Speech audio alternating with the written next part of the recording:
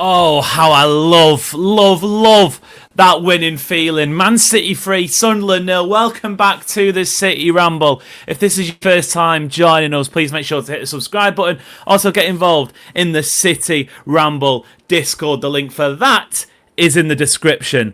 But what a win. What a win, and what a right time to get that win as well. I feel like after the, obviously, Newcastle Leverkusen games, which were defeats, but also the way that City played against Leeds and Sunderland, wins that almost felt like defeats, we needed a game like that.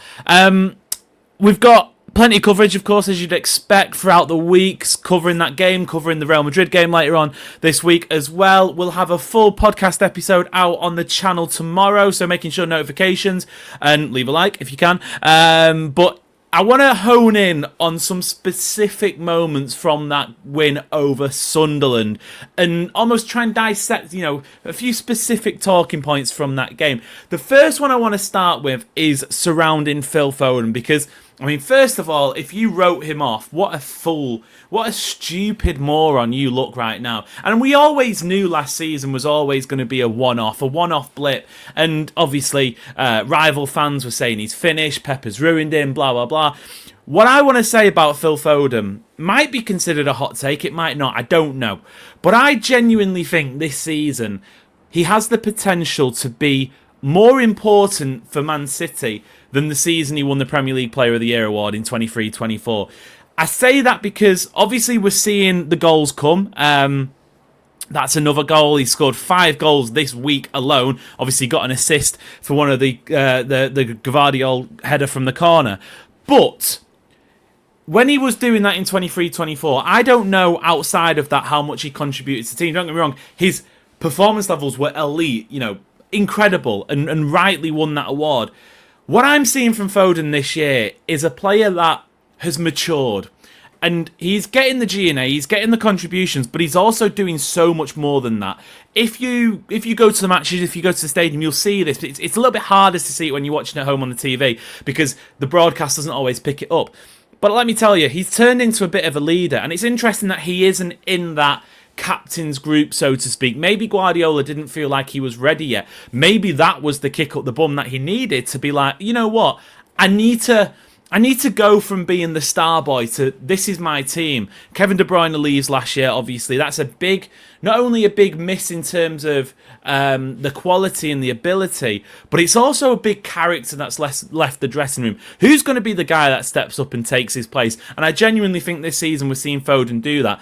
Obviously, he's kind of dropped. He's playing centrally, but he's kind of working a little bit deeper. We've seen this season, for example, Ryan Shirky has kind of played as more of an advanced 10. That whole front three, in fairness, front four, including, well, no, not including Haaland, because Haaland, his position is very locked. But that three behind him, including maybe 4 if you chuck in, Bernardo Silva, for example. It's very fluid, it's very interchangeable, but we are seeing Foden at times drop a little bit deeper, and there's just a maturity to his game that I think is really impressive. I'm not saying for a second that he's more important now, because obviously that 23-24 season was a league-winning season, but if City go on to do something impressive, win one of the big 2 major trophies, I think we could be speaking about Phil Foden having almost a better all-rounded season, if that makes sense. Let us know your thoughts in the comments. Make sure to be hitting the like button, hitting the subscribe button as well, trying to grow this channel as much as we can. Really appreciate the support we've had throughout the season and throughout the year in general, since we've upped the content on YouTube, and if you're enjoying it, let us know. The second one, pretty simple. It's not exactly that much of a massive talking point, but it's worth bringing up. Set pieces. Man City have suddenly become good at set pieces. That's back-to-back weekends that we've scored directly from a corner. And I reckon this one was, well, I'm going to say it, I think it's a fact. This one was more impressive than the corner that City scored last weekend. Last weekend was a bit scrappy. It was still a good routine. This is objectively, this goal that Gvardiol, obviously Foden puts the ball in, Gvardiol makes the header, is an objectively good routine. We see Erling Haaland kind of doing the shadowing, getting the defender out the way. It opens up the space for Gvardiol, who makes a good run. Phil Foden puts it on a plate for his teammate and headed in, That's something that we've not seen from City enough this season. In fact, it got to a point where it was a bit of a worry because it's never been easier to score corners in the Premier League. now we're seeing City really capitalise on that. And yes, you might say, it's only Leeds, it's only Sunderland. Can you do that across a stretch? Can you go and get a goal in a big game? Cough, cough, the Bernabeu in midweek. They're the times, they're the moments that you really need to be taking advantage of set pieces, because we can laugh at Arsenal. And don't get me wrong, I don't enjoy watching Arsenal play football. I think they're a very boring team to watch. But it's effective. It works. It has an impact. Set pieces have to be taken advantage of if you want to be a successful team. You go back throughout the numbers of all of the City title winning campaigns, it was never the biggest threat that City had in the team, obviously, but they were chipping in with 15 to 20 goals in set pieces. If you go on whoscored.com, I think they have the numbers there.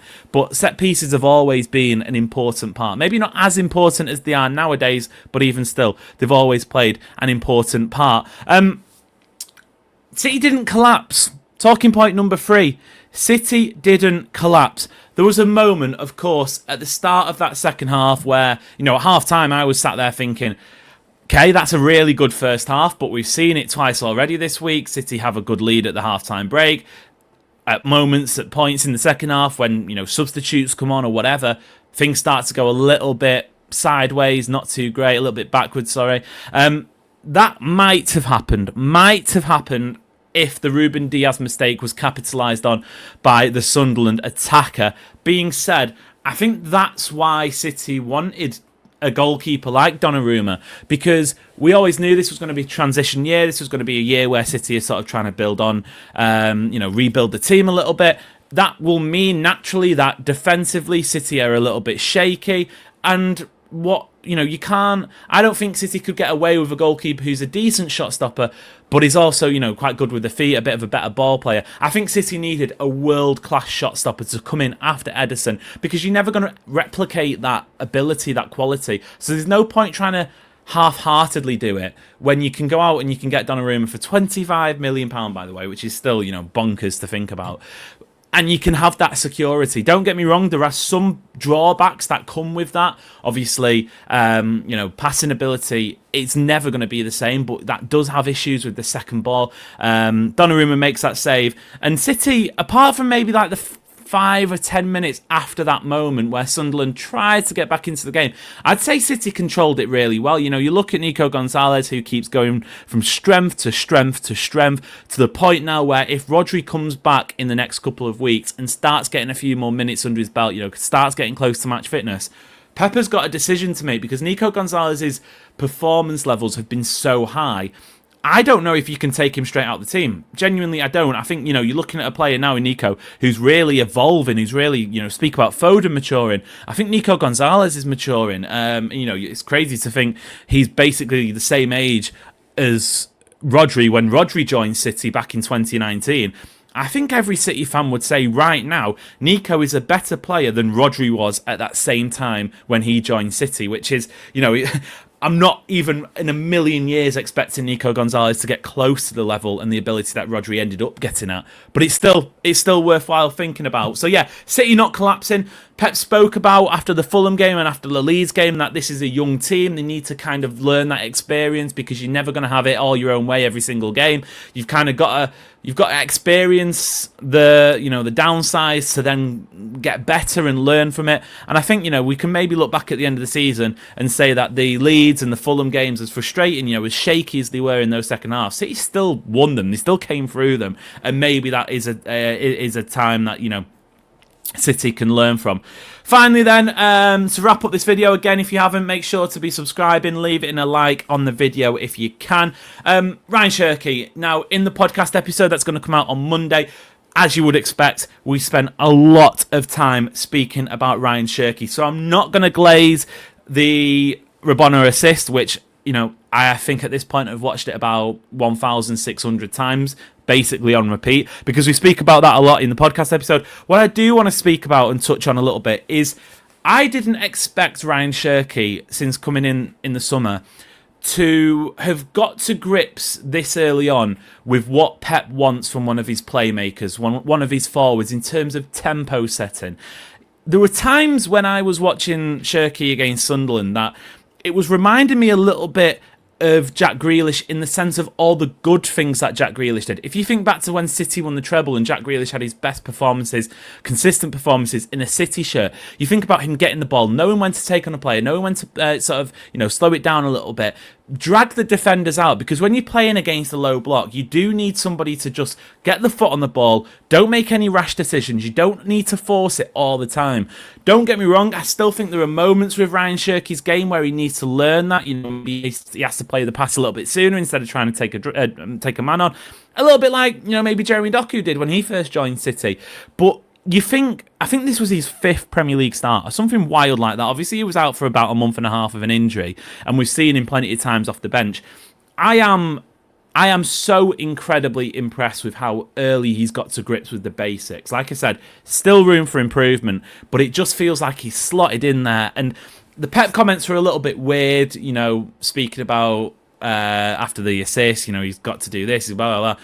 I genuinely think Pep is loving coaching Ryan Shirky. As much as maybe like the flicks every now and again will frustrate him, and I think Pep, Guardiola has got to find the right balance, because he shouldn't be looking to coach that out of Shirky, and I don't think he will. People saying that, I think they're talking a little bit nonsense, because Pep has always enjoyed players that, when they get into the final third, they do the crazy things, they take the risks. De Bruyne, although it's a different sort of player, De Bruyne was the prime example, because you look at De Bruyne's pass accuracy for most matches, it was awful, but because he was playing the risky passes. Obviously Lionel Messi at Barcelona is the example that you'd turn to, and again, not making that comparison with Shirky, but in terms of having a license to do that, it's a myth that Pep coaches that out of players. But I do think there was a point where, especially this season where City are trying to get back to where they want to be, it's okay to have someone who's going to take those risks. It's okay to have that, and I think that Shirky performance was absolutely incredible. Even the assist that he probably should have had for the Haaland chance, which Haaland probably should have done a little bit better with, that was not necessarily as good by any means, but it was up there. It would have been the second best assist of the season behind the Rabona one. I'm really impressed with how Shirky slotted in, as I'm sure pretty much every single person is. But there's some of the talking points. I'm sure you've got your own, so let us know in the comments.